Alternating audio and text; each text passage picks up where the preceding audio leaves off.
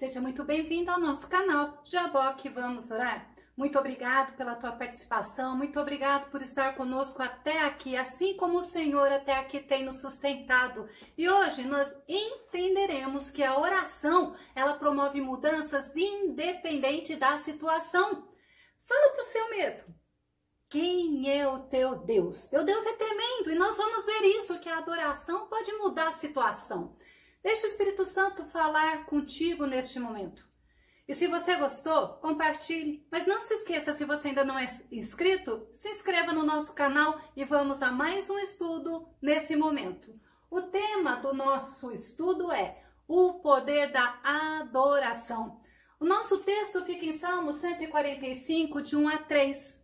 Você vai ver que tem tudo a ver com o que é adorar. Eu te exaltarei, ó Deus, Rei meu, e bendirei o teu nome pelo século dos séculos. Cada dia eu te bendirei e louvarei o teu nome pelo século dos séculos. Grande é o Senhor e muito digno de ser louvado, e a sua grandeza é insondável. Aleluias! Sabe o que é adoração? É você glorificar a Deus, é você reconhecer Ele na sua soberania, é você entender que Ele é o Todo-Poderoso, que Ele é grande. A adoração é uma honra que você dá a Deus em virtude de quem Ele é, não de quem você quer que Ele seja. Vamos ver Deuteronômio no capítulo 7, verso 9 a 10, que nos diz o seguinte. Saibam, portanto, que o Senhor, o seu Deus, é Deus. Poderia acabar aí, ponto final. Mas Ele continua. Ele é Deus fiel. Olha que fidelidade, que mantém a aliança e a bondade por 1000 gerações daqueles que o amam e obedecem aos seus mandamentos. Como é bom servir esse Deus fiel, servir esse Deus tão tremendo. Mas aí nós vemos que a adoração, ela é um ato de prostrar-se e de reverenciar a um Deus tão tremendo, em sinal de reconhecimento da soberania dele, do amor dele, do poder dele, da grandeza dele, da glória que é dele, como diz, porque dele, por ele, para ele são todas as coisas.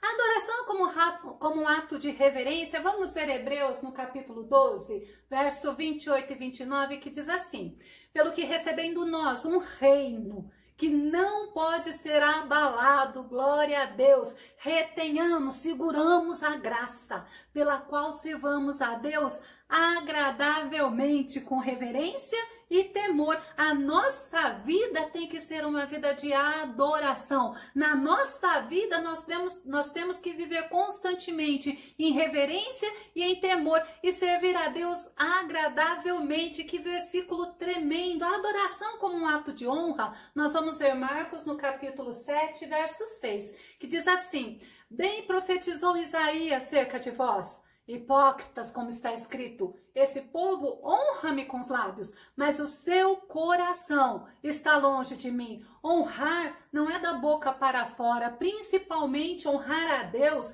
é você viver na dependência de Deus, reconhecendo a grandeza e a soberania dele na tua e na minha vida. Daniel, ele é um personagem na Bíblia que nos mostra que ele tinha uma vida de adoração. Daniel, ele orava, Daniel, ele jejuava, e creio que Daniel entoava salmos, cânticos ao Deus Todo-Poderoso. Mas existia uma época, quando Daniel ele foi levado cativo, que ele foi separado porque ele era um dos sábios da Babilônia. E o rei Nabucodonosor, ele teve um sonho. E nesse sonho, ele via algo que no dia seguinte ele se esqueceu. Sabe o que aconteceu? Ele mandou chamar os sábios da Babilônia.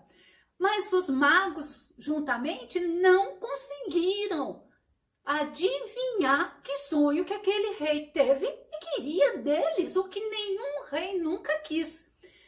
Nabucodonosor toma uma decisão, ele ficou muito irado, porque que adianta eu ter os sábios, eu ter os magos, os adivinhos, e eu tenho um sonho, esse sonho me perturba, eu não lembro, eu quero saber porque está me perturbando e ninguém consegue resolver. Aí o rei Nabucodonosor faz um decreto e manda matar todos os sábios. Mas sabe quem estava entre os sábios? Daniel. Quando o homem lá, o soldado, chegou para levar Daniel para ser morto, Daniel falou: eita, mas calma, me deixa entrar na presença do rei, que eu vou pedir um tempo. E foi assim, o próprio Daniel entra na presença de Nabucodonosor e pede um tempo. Só que Daniel, ele é tão assim, tinha uma intimidade tão grande com Deus, uma vida tão de adoração a Deus, que ele chega para o rei, pede um tempo e fala assim, e Deus vai conceder a revelação deste sonho. E o rei, ele concede a Daniel. Daniel chega nos seus aposentos e chama Sadraque, Mesaque e Abednego e fala, juntos nós vamos adorar a Deus, nós vamos clamar a Deus e vamos pedir a revelação desse mistério, crendo que Deus fará. Vamos ver Daniel 2:19, o que aconteceu? Então foi revelado o mistério a Daniel. Numa visão de noite, Deus fala como ele quer. E então Daniel louvou o Deus do céu. Que lindo, né? Que lindo você poder mostrar para as pessoas que você serve um Deus e que teu Deus é tremendo. Mas olha o que aconteceu. Deus, ele foi glorificado. Daniel 2:47 diz assim, respondeu o rei a Daniel e disse, olha que Nabucodonosor responde a Daniel, certamente o vosso Deus é Deus dos deuses e o Senhor dos reis e revelador dos mistérios, pois pudeste revelar este mistério. Naquele momento, quando o rei Nabucodonosor ele está reconhecendo a soberania e a grandeza de Deus, naquele momento ele estava glorificando a Deus mesmo sem saber. Olha o que a adoração de Daniel fez. Vamos ver Daniel no capítulo 2, verso 48. Então o rei engrandeceu a Daniel e lhe deu muitas e grandes dádivas. Que episódio lindo, que testemunho lindo de um rei soberbo, soberano, né? O maior da época, reconhecer quem é Deus e reconhecer em Daniel um servo do Deus vivo.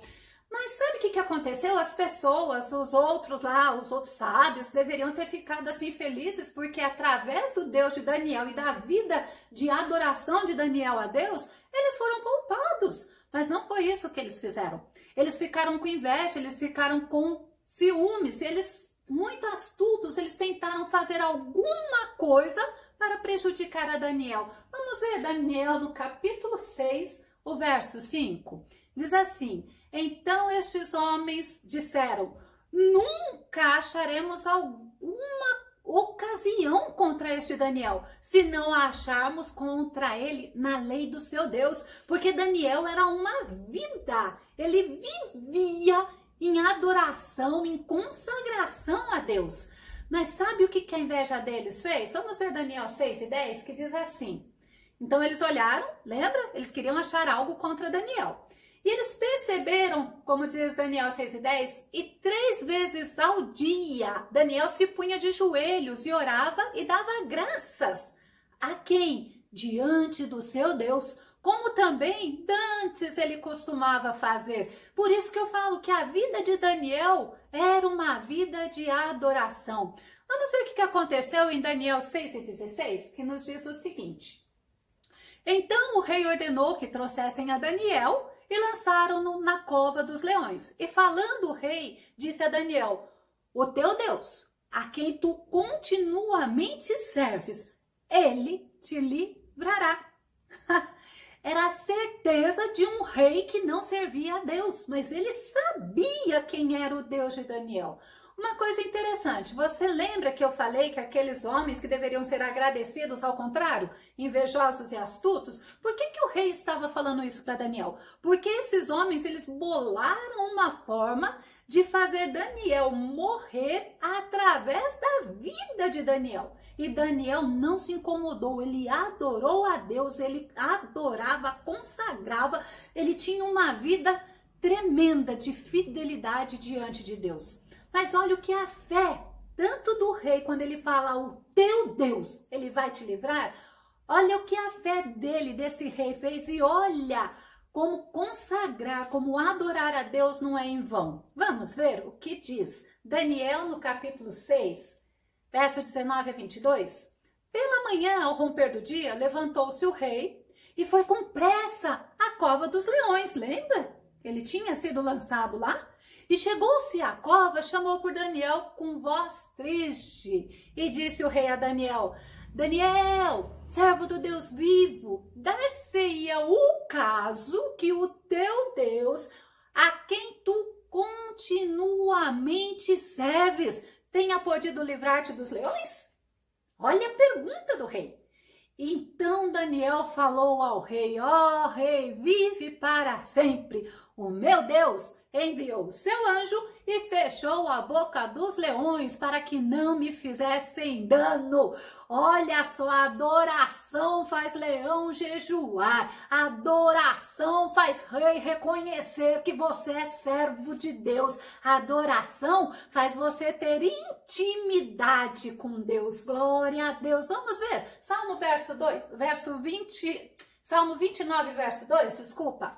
Atribuam ao Senhor a glória que o seu nome merece. Adorem o Senhor no esplendor do seu santuário. O salmista está nos convidando você para adorar esse Deus tão tremendo. Mas por que será? Vamos ver, Davi, ele adorava a Deus com o seu instrumento, ele adorava a Deus desde a sua, posso dizer, meninice, porque a Bíblia não fala, isso sou eu que falo, desde a sua meninice Davi adorava a Deus. Vamos ver 1 Samuel, capítulo 16 e o verso 23, que diz assim: assim, todas as vezes que o Espírito mandado por Deus tomava conta de Saul, lembra aquele rei Saul? Imediatamente Davi apanhava a sua harpa e a dedilhava. Então Saul conseguia se acalmar, ele sentia grande alívio e bem-estar. Olha que lindo que uma adoração a Deus pode fazer, porquanto aquele espírito maligno se afastava dele, do rei Saul, né, e o deixava em paz. A gente parar um pouquinho para pensar, quando Deus escolhe Davi como rei, o Espírito de Deus, ele sai de Saul e ele vem a Davi. E Davi, antes disso, ele ficava lá cuidando das ovelhas do pai dele. Só que ele tocava lá. Uma coisa interessante, quando o rei ficava atormentado, as pessoas falaram lá do palácio, falavam: olha, eu conheço um que se chama Davi, que ele adora a Deus com seu instrumento. E realmente, quando Davi tocava, o rei ficava calmo. Deus deu muitas e muitas vitórias a Davi. Você lembra que eu falei que ele adorava lá no pasto, lá cuidando das ovelhas? Vamos ver isso segundo Samuel 7:8, que é muito interessante para você entender que uma vida de consagração, de adoração a Deus, ela gera frutos para agora e para depois. Olha o que Samuel diz: agora, pois, assim dirás ao meu servo Davi: assim diz o Senhor dos Exércitos, eu te tomei da malhada, de detrás das ovelhas, para que fosses o soberano sobre o meu povo, sobre Israel. Então Deus, quando ele escolheu Davi, ele não era lá do palácio do rei, ao contrário, ele era lá pastor das ovelhas do pai dele. A adoração deu vitória para Davi. A adoração fez Davi se tornar um rei, e o rei de Israel escolhido pelo próprio Deus. Vê que coisa tremenda? Vamos ver a adoração do rei Jeosafá e juntamente do povo de Judá. Um grande exército vinha contra o rei Josafá e contra o povo de Judá. E sabe o que o rei Josafá teve? Medo. Vocês lembram que na introdução, lá no comecinho do vídeo, eu falei assim: diga para o teu medo quem é o teu Deus? Porque quando eu tenho algum receio, alguma preocupação, algum medo, eu venho trazer à memória para mim quem é o meu Deus. E posso ter certeza, o meu Deus é Deus de vitória. Então vamos ver, segundo Crônicas 20, de 6-7, o que aconteceu com esse rei Jeosafá que teve medo. O medo de Jeosafá fez ele apregoar um jejum para o povo de Judá. E é interessante que diz assim, e disse: olha a oração de Jeosafá: Senhor Deus de nossos pais, porventura não és tu Deus nos céus? Não és tu que dominas sobre todos os reinos das nações? Na tua mão, olha o reconhecimento da grandeza de Deus, na tua mão há força e potência, e não há quem te possa resistir. Olha que fé! Porventura, ó nosso Deus, não lançaste fora os moradores desta terra de diante do teu povo Israel e não deste para sempre a descendência de Abraão, teu amigo? Sabe o que ele está trazendo para Deus? Além da grandeza, da soberania, ele está lembrando a Deus da aliança que ele fez, dos milagres que ele fez com o povo. Mas olha que linda que foi a estratégia de Jeosafá, estratégia de guerra. Eu fico assim, pensando... Como que aqueles inimigos vendo esta atitude de Jeosafá ficaram? Eu acho que eles ficaram pasmo. E você? Vamos ver, segundo Crônicas, capítulo 20, verso 21, diz assim. Então, Josafá aconselhou-se com o povo e ordenou cantores para o Senhor que louvassem a majestade santa, saindo diante dos armados, e dizendo, louvai ao Senhor, porque a sua bondade ou benignidade dura para sempre. Foi assim a estratégia do rei Josafá. Imagina aquele povo na frente do exército, adorando o Deus vivo, Deus tremendo. Ah, mas vocês não têm noção. Eu fico imaginando aquele povo assim, ué, como assim, né? Mas sabe qual foi o resultado dessa adoração? Deus pelejou por eles. E o exército que era contra eles era o exército dos moabitas. Eles foram destruídos. Sabe só qual foi o trabalho do exército de Judá? Você não imagina. Eles ficaram 3 dias somente pegando as riquezas, pegando os despojos daquele exército inimigo. Aquele exército inimigo ainda pode-se dizer que ajudou aquele povo a se enriquecer mais. A adoração gera vitórias, que coisa tremenda. Vamos ver segundo Crônicas, capítulo 20, verso 25, que diz assim, e vieram Jeosafá e o seu povo para saquear os despojos lá dos inimigos, né? E acharam entre eles riquezas e cadáveres em abundância. Por quê? Porque Deus pelejou por Israel. Assim como achou objetos preciosos e tomaram para si tanto que não podiam levar e 3 dias saquearam o despojo porque era muito. Não fica preocupado, não fique atemorizado. Você tem um Deus digno de honra, de glória, um Deus tremendo. Fala para você, traga à tua memória quem é o teu Deus. Vamos trazer mais um outro exemplo de adoração. São tantos exemplos na Bíblia, mas vamos trazer mais alguns. Paulo e Silas. Paulo e Silas, eles estavam em Filipo. E lá tinha uma jovem menina, como diz a Bíblia, que ela tinha um espírito de adivinhação. Por muitos dias, essa menina ficava atrás deles, perturbando eles. E elas ficavam, eis aí os filhos do Deus Altíssimo, até que Paulo se irritou. Aí Paulo vira para aquela menina e expulsa aquele espírito de adivinhação que estava nela. O que aconteceu? O espírito saiu. Os senhores daquela menina ficaram irados. E olha o que diz Atos 16, 22 a 25. Diz o seguinte, e havendo-lhes dado muitos açoites em quem? Em Paulo e em Silas, os lançaram na prisão, mandando ao carcereiro que os guardasse com segurança, era vida por vida. O qual, tendo recebido tal ordem, os lançou no cárcere interior e lhes segurou os pés no tronco. Eles estavam lá, açoitados, machucados, presos. E sabe o que eles fizeram à meia-noite? Mesmo estando acorrentados num tronco, eles louvavam a Deus. Mas eu fico imaginando, se fosse eu e se fosse você, será que nós estaríamos adorando a Deus naquela situação, todo machucado? Será?